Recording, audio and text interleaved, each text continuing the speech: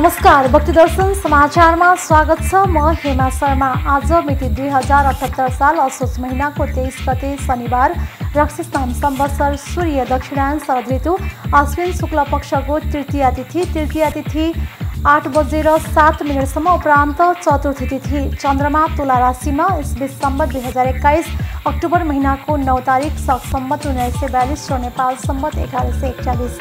आज सूर्योदय बिहान 6 बजे र सूर्यास्त साँझ 5:41। सर्वप्रथम अहिलेसम्मका प्रमुख समाचार। वैदिक सनातन धर्मावलम्बीहरूको महान चाड बडा दशैंको तेस्रो दिन आज भगवती नवदुर्गाको चन्द्रघण्टा स्वरूपको पूजा आराधना गरिँदै आफ्नो दिव्य ध्वनिबाट भूत प्रेत बाधाहरू हटाउनुका साथै देवी चन्द्रघण्टाको कृपाले भक्तको सबै प्रकारको पाप तथा बाधाहरू हटाई आफ्नो भक्तका दुःख कष्टको निवारण देवीले शीघ्र नै गरिदिनुहुने धार्मिक विश्वास।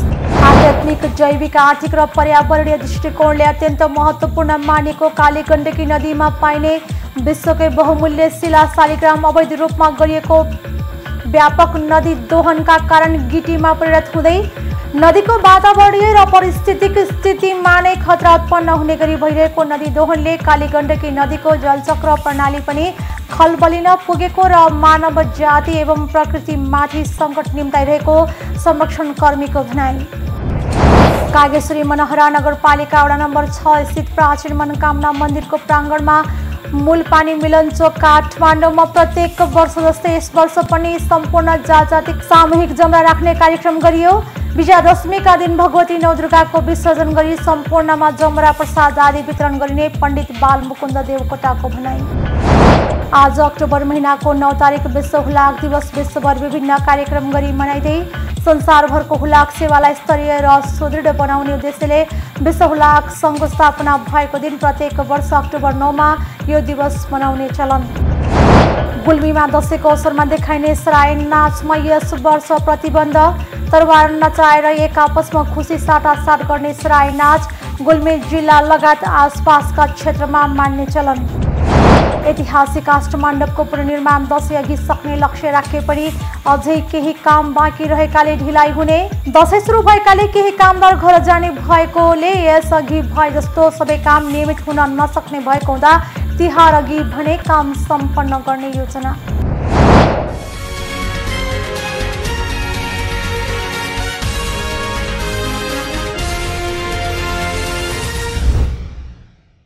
अब समाचार विस्तारमा। वैदिक सनातन धर्मावलम्बीहरूको महान चाड बडा दशैंको आज तेस्रो दिन भगवती नवदुर्गाको चन्द्रघण्टा स्वरूपको उपासना गरिँदैछ। नवरात्रिका 9 दिनसम्म शक्ति स्वरूपा देवीका विभिन्न 9 स्वरूपलाई पूजा गर्ने परम्परा अनुसार चन्द्रघण्टा देवीको पूजा गर्न देशभरका शक्तिपीठ र दशैं घरहरूमा घुइँचो लागेको छ। बिहिबार अश्विन शुक्ल प्रतिपदाको दिन घर घरमा घटस्थापना गरी सुरु भएको नवरात्रिका 9 दिनसम्म देवीका विभिन्न 9 स्वरूपको उपासना, ध्यान, साधना तथा पाठ पारायण गर्ने गरिएको छ। नवरात्रको अवधिभर पहिलो दिन शैलपुत्री, दोस्रो दिन ब्रह्मचारी, तेस्रो दिन चन्द्रघण्टा, चौथो दिन कुष्माण्डा, पाँचौं दिन स्कन्दमाता, छैठौं दिन कात्यायनी, सातौं दिन कालरात्रि, आठौं दिन महागौरी र 9औं दिन सिद्धिदात्रीको पूजा आराधना गरिन्छ। नवरात्रको तेस्रो दिन चन्द्रघण्टा स्वरूप नवदुर्गा भवानीको आराधना गरिन्छ। देवी दुर्गा आफ्नो तृतीय स्वरूपमा चन्द्रघण्टा नामले विख्यात हुनुहुन्छ।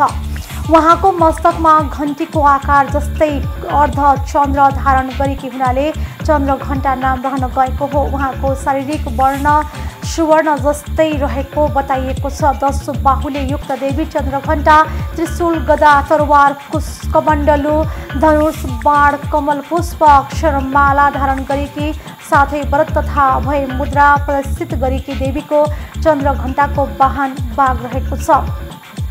चन्द्रघण्टा नाना प्रकारले रत्न जडित आभूषण धारण गर्ने र सर्वदा युद्धको लागि तत्पर रहनुहुन्छ। देवी चन्द्रघण्टाको घण्टको ध्वनिबाट भूत प्रेत बाधा भागेर जाने र अत्याचारी दानव तथा दैत्य प्रकम्पित रहन्छन् भन्ने धार्मिक विश्वास रहेको छ।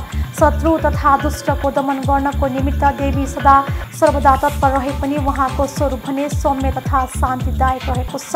उहाँको प्रसिद्धि सौम्यता र सौम्य स्वभावको साथै वीरता, निर्भीकता तथा युद्ध कौशलको लागि रहेको छ। परिणाम स्वरूप उहाँका साधक पनि वीर तथा सौम्य स्वभाववाला नै रहने बताइन्छ। चन्द्रघण्टाको उपासक सिंह या बाघको जस्तै पराक्रमी तथा निर्भीक हुन्छन्। साथै सद्गुणता, वीरता तथा विनम्रताको विकास हुने तथा शरीरमा कान्ति र गुणको वृद्धि हुने बताइन्छ। आफ्नो दिव्य ध्वनिबाट भूत प्रेत बाधाहरू हटाउनुका साथै देवी चन्द्रघण्टाको कृपाले भक्तको सबै प्रकारको पाप तथा बाधाहरू हटाई आफ्नो भक्तका दुःख कष्टको निवारण देवीले शीघ्र नै गरिदिनुहुन्छ भन्ने जनविश्वास रहेको छ। देवीका भक्त जहाँ जहाँ पुग्दछन् त्यहाँ आफ्नो दिव्य अलौकिक छटाको कारण त्यहाँ उपस्थित सबै सुख तथा शान्तिको अनुभव गर्दछन्। चन्द्रघण्टाको आराधना गर्नाले सबै प्रकारको दुःख कष्ट नाश हुने र सबै प्रकारको बाधा हट्ने जनविश्वास छ। चन्द्रघण्टालाई श्रद्धा भक्तिले गरिएको सबै प्रकारको पूजा, फलफुल, पकवान एवं पुष्पहरू प्रिय रहेका छन्। चन्द्रघण्टालाई विशेष गरी दूधको परिकार प्रिय मानिन्छ।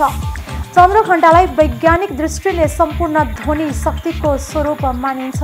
दशैँ पर्वलाई असत्यमाथि सत्य र आसुरी शक्तिमाथि दैवी शक्तिको विजयको प्रतीकका रूपमा मनाउने गरिन्छ।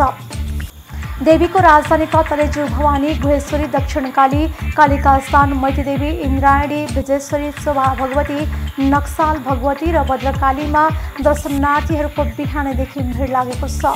यसैगरी काठमाडौँ उपत्यका बाहिरका बाँकेको बागेश्वरी, दाङको अम्बिकेश्वरी, सप्तरीको छिन्नमस्ता, धरानको दन्तकाली, पोखराको विन्ध्यवासिनी, डोटीको शैलेश्वरी, बागलुङको कालिका, गोर्खाको गोरखकाली, मकवानपुरको चुरिया माई र भुटनदेवी लगायतका शक्ति पीठहरूमा पनि पूजा आराधना भइरहेको छ।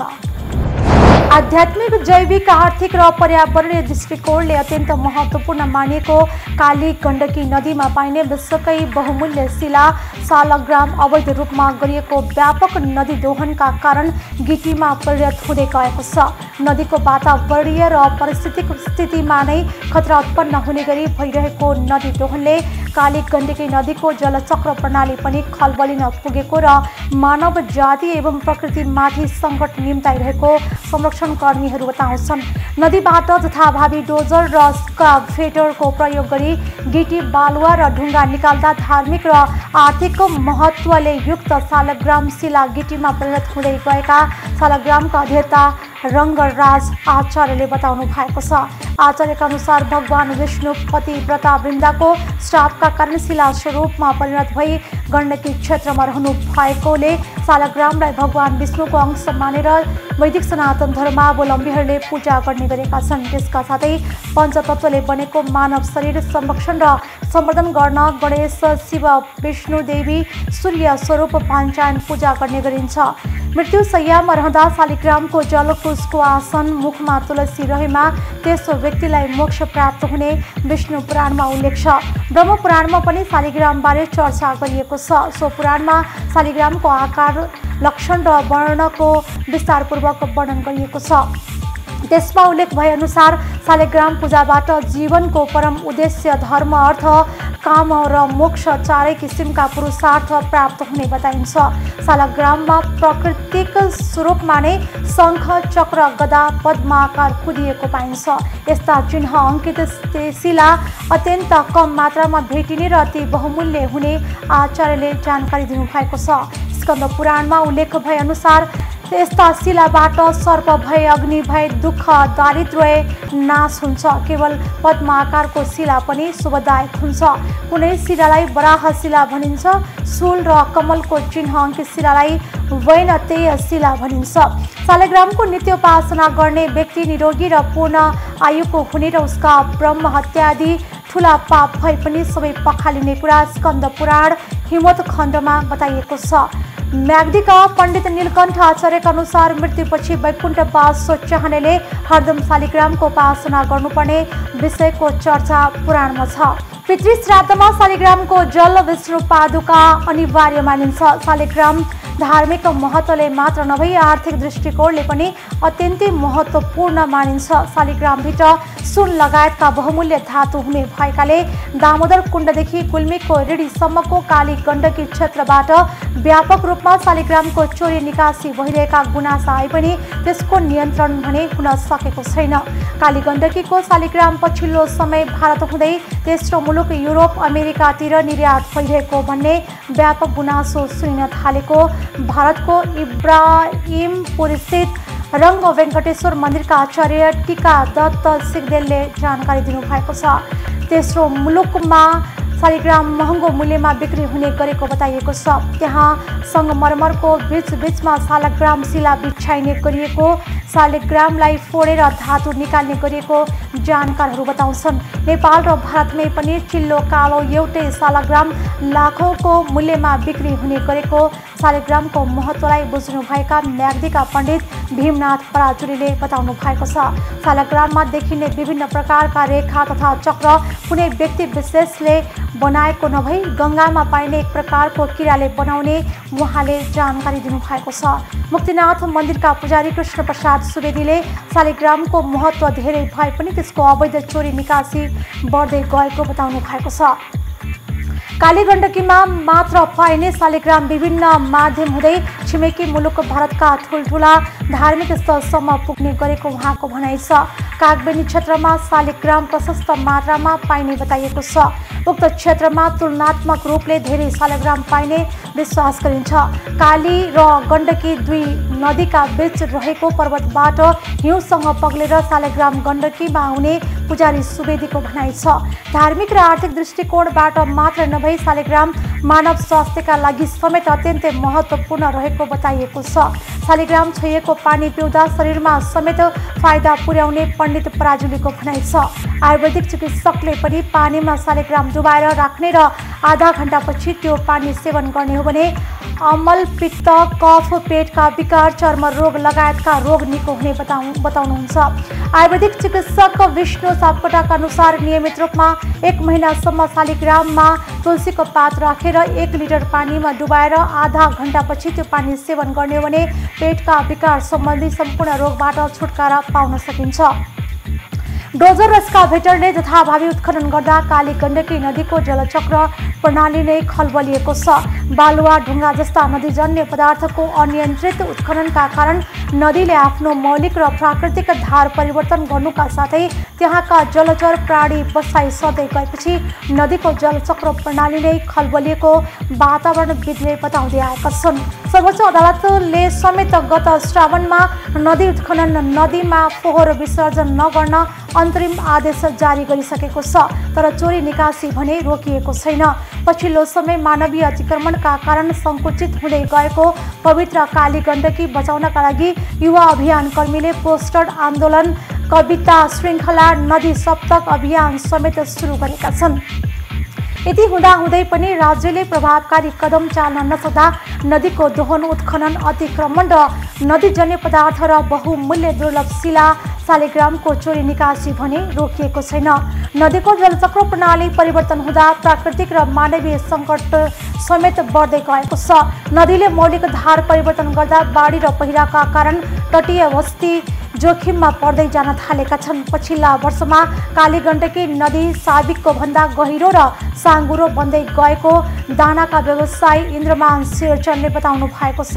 उहाँका अनुसार जलचक्र प्रणालीमा आएको परिवर्तनले बाढी, पहिरो र नदी कटानको जोखिम उच्च रूपमा बढ्दै गएको छ। काली गण्डकी नदीको प्राकृतिक बहाव र पर्यावरण प्रतिकूल हुने गरी कुनै पनि कार्य नगर्न र नगराउन सर्वोच्च अदालतले गत श्रावणमा प्रधानमन्त्री तथा मन्त्री परिषद कार्यालय समेतलाई अन्तरिम आदेश दिएको छ। तत्कालीन प्रधान न्यायाधीश चोलेन्द्र शमशेर जबराको एकल इजलासले विवादको अन्तिम आदेश नभएसम्मका लागि काली गण्डकी नदीको प्राकृतिक बहाव र पर्यावरण प्रतिकूल हुने गरी कुनै कार्य नगर्न मन्त्री परिषदको कार्यालय समेतलाई अन्तरिम आदेश दिएको हो। काली गण्डकी नदी धार्मिक, ऐतिहासिक तथा पर्यावरणीय महत्त्वको देखिएकाले प्रस्तुत रिट निवेदनको अन्तिम टुङ्गो नलागेसम्म उक्त नदीको प्राकृतिक बहावलाई पथान्तरण गरी रिजर्भयर बनाउने, प्रदूषण गर्ने, नदीजन्य पदार्थ निकाल्ने, शालिग्रामको चोरी निकासी तथा विनाश गर्ने लगायतका अन्य प्राकृतिक बहाव र पर्यावरण प्रतिकूल हुने गरी कुनै पनि कार्य नगराउनु र यथास्थितिमा राख्नु भनी विपक्षीका नाममा सर्वोच्च अदालत नियमावली 2074 को नियम 49 को 2 बमोजिम अन्तरिम आदेश जारी गरिएको सर्वोच्चको आदेशमा उल्लेख गरिएको छ। कालीगण्डकी नदीको सौन्दर्यलाई क्षयीकरण हुन नदिन युवाको समूहले पोस्टर आन्दोलन, कविता श्रृङ्खला, नदी सप्तक अभियान गरेको छ। अभियानले कालीगण्डकी माथि रचिएका कविता पोस्टर कविताका रूपमा विभिन्न सञ्चार माध्यम मार्फत सार्वजनिक गर्दै आएको छ। कालीगण्डकी नदीमा भइरहेको अतिक्रमण रोक्न र नदीको महिमालाई उजागर गर्न साहित्यको सहारा लिनु परेको अभियन्ताहरू बताउँछन्। यहाँका नदी र पर्यावरण प्रेमी स्वयंसेवी युवाहरूको पहलमा अभियान अगाडि बढिरहेको छ। अभियानले बालुवा गिटी उत्खननका नाममा कालीगण्डकी माथि चलिरहेको दोहनको चक्र सबै मिलेर तोड्नुपर्ने बताउँदै आएको छ। यथाशक्य चाँडो नदीलाई प्राकृतिक लयमा नफर्काउने हो भने कालीगण्डकीको अस्तित्व नै नामेट हुने अभियान कर्मीहरूको भनाइ छ। कागेश्वरी मनहरा नगरपालिका वडा नम्बर 6 स्थित प्राचीन मनोकामना माताको प्राङ्गण मूल पानी मिलनचोक काठमाडौँमा प्रत्येक वर्ष गरिँदै आएको सामूहिक जमरा राख्ने कार्यक्रम यस वर्ष पनि गरिएको छ। विभिन्न जात जाति, धर्म, संस्कृति तथा सम्प्रदायका व्यक्तिहरूको सामूहिक जमरा राखिएको पण्डित बालमुकुन्द देवकोटाले जानकारी गराउनु भएको छ। यही आश्विन 21 गते बिहिबार आश्विन शुक्ल प्रतिपदा तिथि घटस्थापनाको दिनदेखि नवरात्र अवधिभर आश्विन 28 गतेसम्म प्राचीन मनोकामना माताको प्राङ्गणमा पूजा पाठ, दुर्गा सप्तशती पाठ पारायणका साथ नवरात्र अवधिभर भगवती नवदुर्गाको पूजा उपासना हुँदै आएको छ। सम्पूर्ण भक्तजनहरू सामूहिक जमरा दुर्गा पूजामा सामाजिक दूरी कायम गरेर मास्क, सेनिटाइजर आदिको प्रयोगका साथमा सुरक्षा नीति अपनाउँदै नवरात्रको पावन अवसरमा स्थानीय श्रद्धालुहरूको भगवतीमा आफ्नो श्रद्धा भक्ति प्रकट गर्दै वैदिक विधिले पूजा अर्चना पाठ आदि गर्दै आइरहेका छन्। प्रातःको नियमित पूजा पाठ र साँझको आरती, भक्ति सङ्गीत तथा पण्डित बालमुकुन्द देवकोटाद्वारा प्रवचन आदि हुँदै आएको मनोकामना मन्दिर व्यवस्थापन समितिले जनाएको छ। विजयादशमीका दिन भगवती नवदुर्गाको विसर्जन गरी सम्पूर्णमा जमरा प्रसाद आदि वितरण गरिने जनाइएको छ। गुल्मीमा दशैंको अवसरमा देखाइने सराय नाचमा यस वर्ष प्रतिबन्ध लगाइएको छ। जिल्लामा दशैंको टिकाको दिनदेखि पूर्णिमासम्म सराय नाच देखाउने गरिएको छ। बिहिबार जिल्ला कोभिड-19 व्यवस्थापन समितिको बैठकले दशैंको अवसरमा गरिने सराय नाचलाई यस वर्ष रोक लगाइएको प्रमुख जिल्लाधिकारी पुण्य विक्रम पौडेलले जानकारी दिनुभएको छ। तरवार नचाएर एक आपसमा खुसी साटासाट गर्ने सराय नाच गुल्मी जिल्ला लगायत आसपासका क्षेत्रमा मान्ने प्रचलन रहिआएको छ। प्रशासनले सूचना जारी गर्दै यसअघि जारी गरिएको निषेधाज्ञालाई कायम गर्दै सराय नाच गर्न नपाइने थप गरेको हो। गुल्मी जिल्लाका अर्जई, अमरपुर, इस्मा मैदान, धुर्कोट, उजुङकोट, जोगीथुम, तालतुङ, धागीथुम, चोएगा, चन्द्रकोट लगायतका स्थानमा मुख्य गरी सराय नाच गरिन्छ। पञ्चे बाजा सहित मन्दिरमा चढाएका खुकुरी र खुडा नचाई एक आपसमा जोडिएर सराय नाच खेल्ने गरिन्छ। आज अक्टोबर महिनाको 9 तारिक विश्व हुलाक दिवस विश्वभर विभिन्न कार्यक्रम गरी मनाइँदैछ। प्रत्येक वर्ष अक्टोबर महिनाको 9 तारिकका दिनमा यो दिवस मनाउने गरिएको छ। संसारभरको हुलाक सेवालाई स्तरीय र सुदृढ बनाउने उद्देश्यले विश्व हुलाक सङ्घको स्थापना भएको दिन प्रत्येक वर्ष अक्टोबर 9 मा यो दिवस मनाइन्छ। उक्त सङ्घको सन् 1874 अक्टोबर 9 मा स्थापना भएको हो। यो पछि संयुक्त राष्ट्र सङ्घको विशेषीकृत निकायका रूपमा दर्ता भएको थियो। नेपालले सन् 1956 जुलाई 11 का दिन विश्व हुलाक सङ्घको सदस्यता पाएको हो। आजभन्दा सवा 200 वर्ष अगाडि सन् 1874 मा जापानको टोकियोमा अन्तर्राष्ट्रिय हुलाक सङ्घको गठन भएको सम्झनामा सन् 1969 बाट विश्व हुलाक दिवस मनाउन सुरु गरिएको हो। सञ्चारको प्रारूपको सुरुवात हुलाकबाट सुरु भएको हो। मुगलान अथवा सहर गएका परिवारका सदस्यहरूले घरमा र घरकाले उनीहरूसँग कुरा गर्न हुलाकको प्रयोग गर्दथे। हुलाकी अथवा पोकाराहरूको सम्मान गाउँमा बेग्लै हुने गरेको थियो। धेरै परसम्म चिठी र खबर पुर्याउन धेरैजना हुलाकीहरूले आफ्नो जीवनकाल नै बिताएका छन्। आज उनीहरूको सम्झना गर्ने दिन पनि हो। ऐतिहासिक काष्ठमण्डपको पुनर्निर्माण दशैं अघि सक्ने लक्ष्य राखे पनि अझै केही काम बाँकी रहेकाले ढिलाइ हुने भएको छ। सो सम्पदाको अहिले 97% काम सम्पन्न भएको छ। दशैं र तिहारका बीचमा भने काम सम्पन्न गर्ने निर्माण समितिको योजना छ। काष्ठमण्डप पुनर्निर्माण समितिका अध्यक्ष राजेश साकेका अनुसार थोरै काम मात्र बाँकी रहेको छ। केही अवरोध नआए ढुक्कसँग दशैं तिहारको बीचमा काम सम्पन्न हुने अध्यक्ष साकेको भनाइ छ। उहाँका अनुसार दशैं सुरु भएकाले केही कामदार घर जाने भएकोले यसअघि भएजस्तो सबै काम नियमित हुन नसक्ने भएको हुँदा तिहार अघि भने काम सम्पन्न गर्ने योजना रहेको छ। विक्रम सम्वत 2072 को वैशाख 12 गते आएको भूकम्पले काष्ठमण्डप पूर्ण रूपमा क्षति भएको थियो। उक्त सम्पदा पुनर्निर्माणका लागि काठमाडौँ महानगरपालिकाले आर्थिक सहयोग गरेको छ। पुनर्निर्माणको काम 2075 को वैशाखदेखि सुरु गरिएको हो। निर्माणका लागि काठमाडौँ महानगरपालिकाले हालसम्म 11 करोड 50 लाख रुपैयाँ दिइसकेको छ। पुनर्निर्मित उक्त ऐतिहासिक सम्पदामा गत श्रावण दोस्रो साता मूल गजुर भित्राइएको थियो। काष्ठमण्डपसँगैको श्रीखण्ड तरु मूल महाविहारभित्र 3 दिनसम्म गुप्त तान्त्रिक पूजा गरी उक्त गजुरलाई भित्राएको हो। उक्त सम्पदा पुनर्निर्माणका लागि जम्मा 17,058 क्युबिक फिट काठ प्रयोग भएको छ। प्रयोग भएका काठमध्ये केही यसअघिकै पुराना काठको प्रयोग भए पनि नयाँ केही काठ भने टिम्बर कर्पोरेसन अफ नेपालसँग लिखित सम्झौता गरी ल्याइएको हो।